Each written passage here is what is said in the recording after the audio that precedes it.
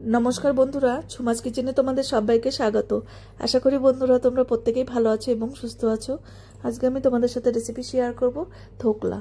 এবার ভীষণ সুস্বাদু আর খেতে দেখবেন একদম হেলদি একদম রেসিপি। এটা সকালের জলখাবারে কিন্তু এই রেসিপিটা রাখতেই পারো, খুবই সুন্দর একটা রেসিপি। এবার দেখো, সবার প্রথমে আমি এখানে সুজি নিলাম 1 বাটি, আর দিলাম হাফ বাটি চিড়ে, আর এখানে হাফ বাটি দই। এবার এই 3টি উপকরণ এটা মেখে আমি 10 মিনিটের জন্য রেস্টে রাখবো। এবার একটু জল দিয়ে দিলাম।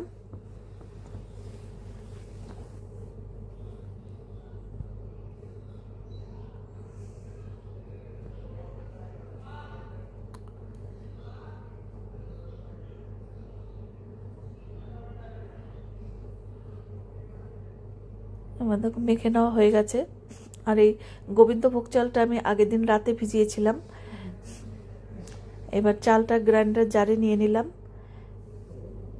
আর এবার যে এটা সুজি আর দই এটা ভিজিয়ে রেখেছিলাম সেটা এই জারের মধ্যে নিয়ে নিলাম। এবার পেস্ট করে নেব। গোবিন্দভোগ চাল দিয়ে করলে দেখবে টেস্টটা আর গন্ধটা খুবই সুন্দর হবে। আর তোমরা চাইলে এমনি আতপ চাল দিয়েও করতে পারো। এবার দেখো পেস্ট করা হয়ে গেছে, বাটিতে ঢেলে নিলাম। এবার নুন দিয়ে দিলাম স্বাদ অনুযায়ী, আর দিলাম 1 চামচ ইনো, যে ইনো আমরা সবসময় গ্যাস হলে খেয়ে থাকি সেই ইনো, এটা দিয়ে দিলাম। এবার ভালো করে এটা ফেটিয়ে নেব।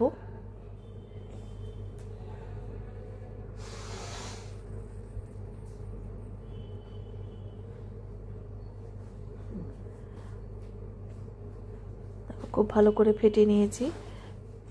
এবার দিলাম চিনির গুঁড়ো দিয়েছি 2 চামচ।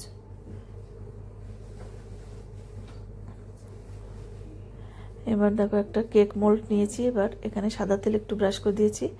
এবার এর মধ্যে ব্যাটারটাকে ঢেলে দেব।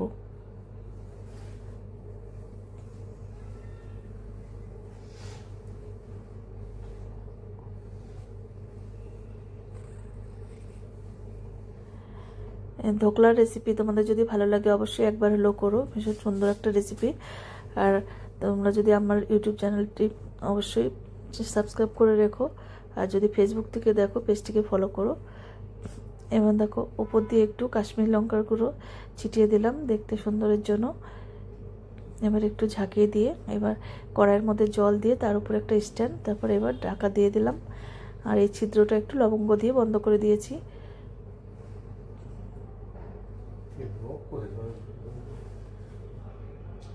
এবার দেখো এটা আধ ঘন্টা মতন আমি রেখেছিলাম।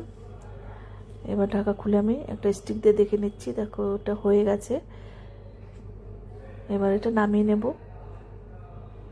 এবার দেখো তড়কা প্যানে একটু সাদা তেল দিয়েছি, আর একটা শুকনো লঙ্কা চিড়ে দিয়েছি, আর সাদা সর্ষে, আর আছে কিছুটা কারি পাতা। এবার এই তড়কাটা ওর মধ্যে ঢেলে দেব।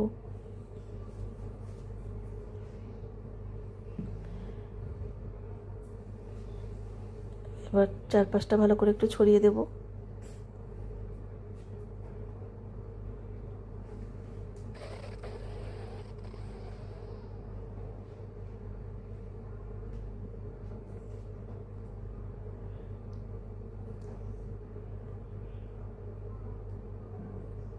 এবার আমি চাকু দিয়ে কেটে তোমাদেরকে দেখিয়ে দেব।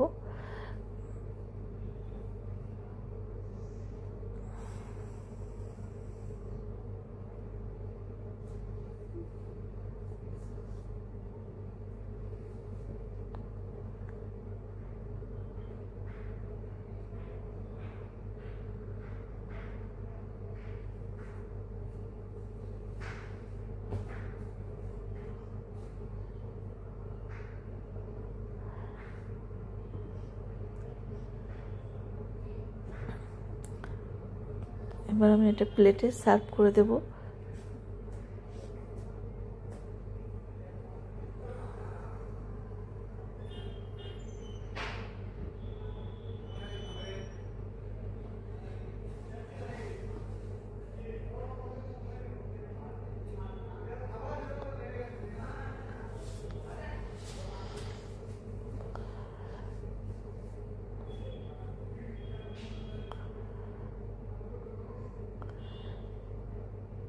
দেখো ধোকলাটা কিন্তু খুবই ফুলেছে আর স্পঞ্জি হয়েছে।